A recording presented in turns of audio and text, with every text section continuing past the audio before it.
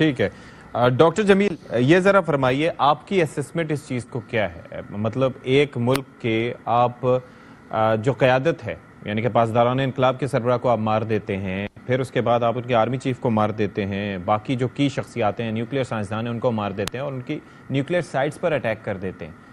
تو یہ کیا ایک ان پرووکڈ جو ایگریشن ہے، یہ کتنے قوانین کی خلاف ورزی ہے، اور کیا دنیا میں اس پر کوئی بولنے والا نہیں ہے یا کوئی میکینزم نہیں ہے جو اس کے اوپر بات کر سکے یا اس کو ایسیس کر سکے؟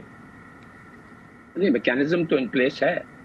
اس میں یونائٹڈ نیشنز کا چارٹر بھی ہے، اس میں جس کی خلاف ورزی ایران کے فارن منسٹر نے بھی بتایا ہے، اور یونائٹڈ نیشنز کے چارٹر کا آرٹیکل 2 سب آرٹیکل 4 بڑی کلیئرلی وضاحت کرتا ہے کہ آپ اگر کسی دوسرے ملک میں جا کے بغیر کسی وجہ کے چڑھائی کر دیں اپنے ڈیفنس کے علاوہ، یعنی صورت میں اسرائیل، تو وہ اس کی ساورنٹی اور ٹیریٹوریل انٹیگریٹی کے وائلیشن کے مطابق ہے. اور پھر جس ملک پر حملہ ہوتا ہے، نہیں تو دفاع کے مطابق جو اسرائیل کی ڈیفینیشن ہے اور جو ویسٹرن میڈیا یا پولیٹیشنز اس کو جس طریقے سے اس کی تشریح کرتے ہیں کہ جی اسرائیل اپنے دفاع میں کر رہا ہے کیونکہ اگر ایران نے ایٹمی ہتھیار بنا لیے تو اس کی ساکھ کو یا اس کی بنیاد کو خطرہ ہو سکتا ہے.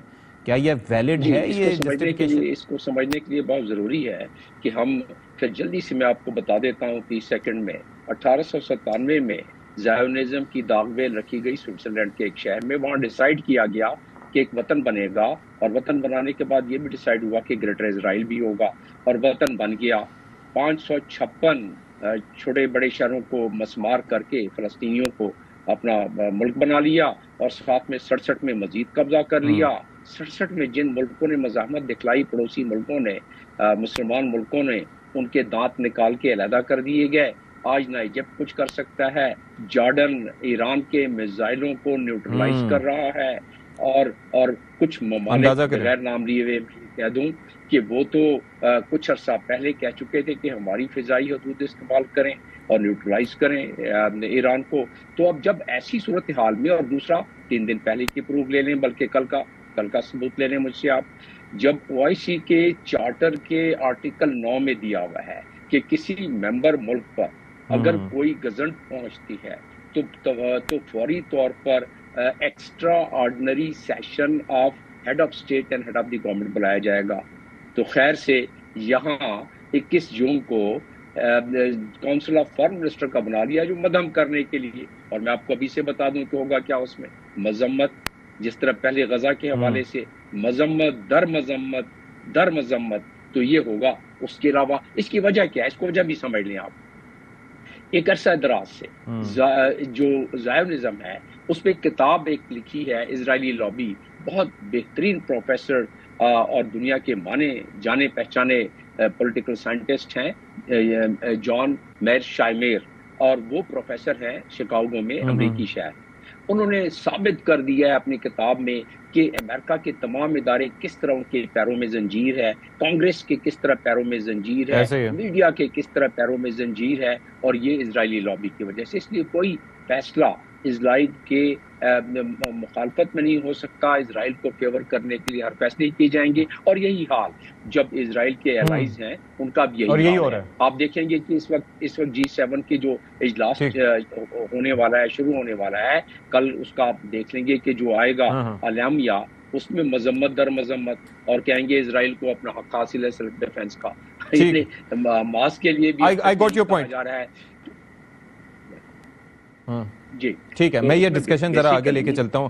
احمد ذرا یہ ذرا فرمائیے گا کہ یہ صورتحال، وہ کہتے ہیں نا کہ وقت بدلا حالات بدل گئے. ذرا سوچئے کہ 200 طیاروں کے ساتھ آپ ان ممالک کی حدود، فضائی حدود کراس کر کے جا کے ایک اسلامی ملک پر حملہ کر رہے ہیں، اور پھر یہ ہے کہ آپ کے جاسوسوں کی سپورٹ بھی حاصل ہے جنہوں نے انفلٹریٹ کیا، اور ظاہر ہے کہ غداری کے مرتکب ہوئے. ایک تو وہاں کی جو لوکل سپورٹ ہے اس کے اوپر بھی میں کچھ بات کرنا چاہوں گا. دوسرا یہ ہے کہ وہ ممالک 1967 کی وہ وار مجھے یاد آ جاتی ہے جس میں اردن بھی تھا، مصر بھی تھا، سیریا بھی تھا، عراق بھی، لبنان بھی تھا، اور آج سارے وہ ٹوتھ لیس ہو چکے ہیں اور پھر خاموش تماشائی بیٹھے ہیں. بلکہ المیہ تو یہ ہے کہ اردن اسرائیل کی سپورٹ میں وہاں سے آنے والے ڈرونز گرا رہا ہے. تو how will you some it up یہ جو سارا کچھ ہو رہا ہے؟ دیکھیں بہت شکریہ. سب سے پہلے جو آپ نے انٹیلیجنس کی بات کی، انٹیلیجنس ایسٹس جو ایران میں ہیں، تو اس میں آپ کا تھوڑی سی توجہ دلانا چاہوں گا. جو پورٹ چابہار پورٹ کا استعمال کیا گیا انڈینز کی طرف سے، جی انٹیلیجنس جی. انہوں نے اسرائیلیوں کو دی، اور اس میں باسیج پیراملٹری کے انٹیلیجنس کے ہیڈ تھے مہدی بروجارڈی. انہوں نے انٹیمیٹ بھی کیا اتھارٹیز کو کہ انڈین انٹیلیجنس پرووائڈ کر رہے ہیں اسرائیلیز کو، اسی طرح جس طرح قطر کے اندر وہ جو آفیسرز پکڑے گئے تھے وہ اسرائیل کو قطر کی طرف سے انٹیلیجنس دے رہے تھے. اور دنیا کی تاریخ کا سب سے high ranking serving intelligence officer جو پکڑا گیا اس کا نام کلبھوشن یادو ہے، اور اس کا بھی کنیکشن آپ کو چابہار پورٹ، مطلب وہ ایک فج قسم کا بزنس رن کر رہا تھا چابہار پورٹ سے. انڈیا اور اسرائیل کا الائنس جو ہے دنیا کے اندر وہ ایک بہت بڑا ایک ہیومینٹی کو تھریٹ ہے. آپ ادھر سے جو گریٹر اسرائیل کی آپ کے معزز مہمان نے بات کی، انہوں نے بتایا کہ گریٹر اسرائیل ادھر سے نیچے کی طرف ایکسپینڈ ہوتا چلا جا رہا ہے، اور ادھر سے جو ہائپوتھیٹیکل سرحد ہے گریٹر انڈیا کی وہ وہاں ختم ہوتی ہے جہاں پہ گریٹر اسرائیل کی سرحد شروع ہوتی ہے. ان دونوں آئیڈیالوجیز کے درمیان، ان دونوں فیشسٹ آئیڈیالوجیز کے زائونسٹ کے درمیان میں پاکستان کھڑا ہوا ہے. اور جب پاکستان بننے والا تھا، تو جب قائد اعظم نے عرب لیگ کو ایڈریس کیا تھا، تو قائد اعظم نے کہا تھا کہ پاکستان کا بننا اس لیے ضروری ہے کیونکہ پاکستان اس ہندو زائونزم کو مڈل ایسٹ اور مسلم ورلڈ تک آنے سے روکے گا، اور پاکستان نے ابھی تک روک کے رکھا ہوا ہے. ناؤ دا ٹائم از، اب جو وقت کی ضرورت ہے، جو وقت کی ڈیمانڈ ہے، وہ یہ ہے کہ ہر مسلم کنٹری اپنا رول پلے کرے. پاکستان اپنا رول پلے کر رہا ہے. باقی جو مڈل ایسٹ کے اندر مسلم کنٹریز ہیں ان کو بھی اسرائیل کو روک کے رکھنا ہے. پیوٹن کے ایڈوائزر ہے الیگزینڈر ڈیوگن، ان سے کسی نے پوچھا کہ رشیا کے سارے انٹرسٹ کنورج کر رہے ہیں مڈل ایسٹرن مسلمز کے ساتھ، تو آپ سپورٹ کیوں نہیں کرتے؟ تو اس بندے نے آگے سے جواب دیا، سپورٹ ہمارے انٹرسٹ لائے کرتے ہیں مڈل ایسٹرن مسلمز کے ساتھ، لیکن ہم نے سپورٹ کرنا ہے، ہم نے انیشیٹو نہیں لینا.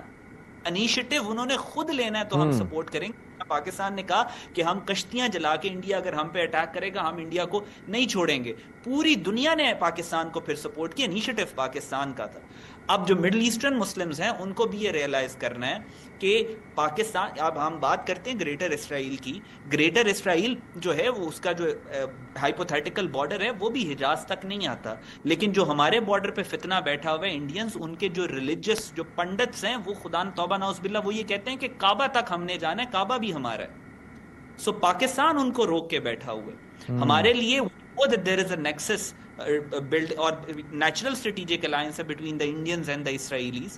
ہم اس حساب سے we see Israel as an ally of India جو کہ پوری سپورٹ کر رہے ہیں انڈیا کو کہ وہ پاکستان کو تباہ کرے. تو ہم اپنے میئرز لے رہے ہیں، اب پوری مسلم دنیا کو اکٹھے ہو کے اپنے میئرز لینے اور ایک یونائٹڈ فرنٹ پوز کرنا ہے.